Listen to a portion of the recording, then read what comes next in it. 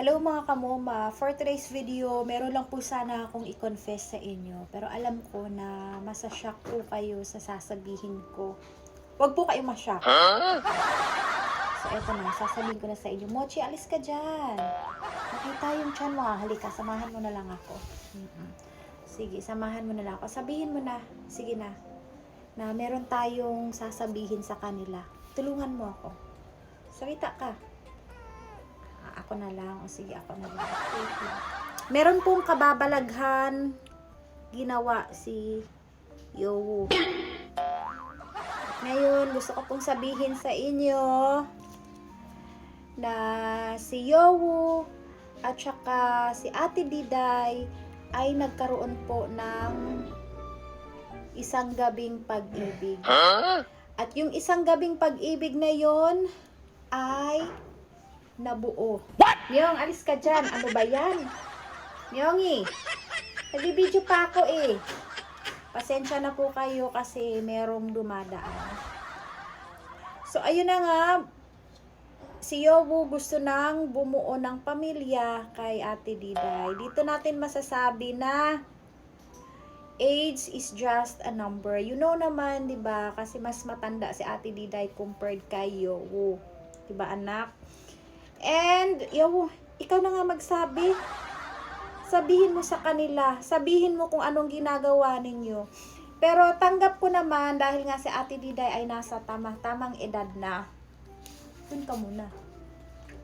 So, mga kamoma, naalala nyo ba nung time na gusto kong ipakapon si Ate Diday at saka si Sito? So, tumawag na ako noon sa vet clinic para mapakapon silang dalawa. But, sad to say, ayun nga, hindi ko tinuloy yung kay Ate Diday dahil nung nahawakan ko po yung kanyang tiyan ay biglang lumubo. So, biglang lumubo yung tiyan ni Ate Diday. Meron akong nahawakan doon. And, ayun. Huwag mo paglaruan yan. Huwag mo paglaruan. So, ayan, kung nakikita nyo, si Tita... Meow! So, ayan mga kamoma, gusto ko lang pong sabihin sa inyo na si Yowo at saka si Diday ay bumuo ng pag-ibig. So, ayun nga, hindi natuloy.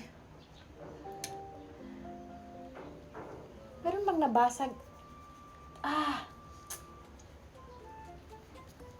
So, gusto ko pong sabihin sa inyo at gusto ko pong ipaalam sa inyo na si Ate Diday nyo ay buntis. What? At madadagdagan na po ang apo ni Moma. So, ayun. And meron na akong 4 na apo kay Mommy C3. So, ngayon, bibigyan na naman ako ni Ate Diday ng apo. So, ayan, si Mommy C3 kung nakikita nyo.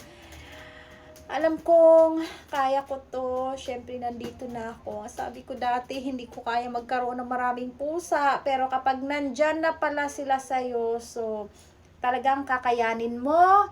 And obligahin mo silang buhayin, pakainin, bigyan ng magandang kinabukasan, magkaroon ng magandang higaan, magandang tirahan.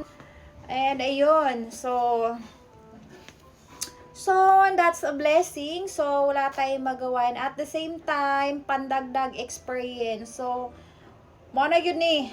Final na yun ni kay Ate Diday. So, after 3 months, ipapakapo natin si Ate Diday para hindi na madagdagan yung alaga ni Moma dahil nag-expand na nga sila and dumadami na sila. Mamaya baka magiging isang barangay na yung mga alaga ni Moma. So, okay lang naman sa akin, maraming alaga. Pero syempre, yung problema natin, kung paano natin sila bubuhayin, yung source of income natin. So, hindi ganon kalaki.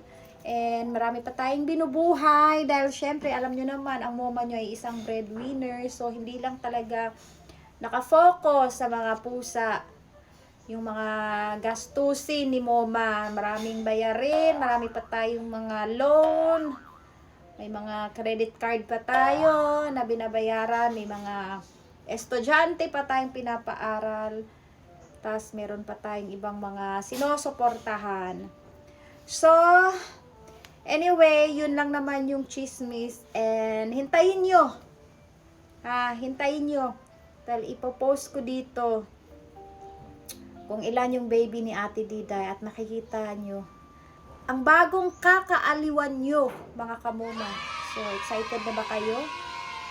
So, ayun. So, another apo na naman ang dumating sa buhay ni Moma. So, that's life. And at least, ayun, na-experience ko na rin paano ang pagkakaroon ng apo.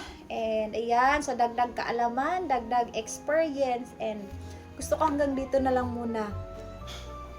So, tama na. Dili na yun ako kaya. Kaya mura na akong gituok. So, ayun lang. So, yun lang yung announcement na gusto kong sabihin sa inyo. So, yun lang. And maraming salamat.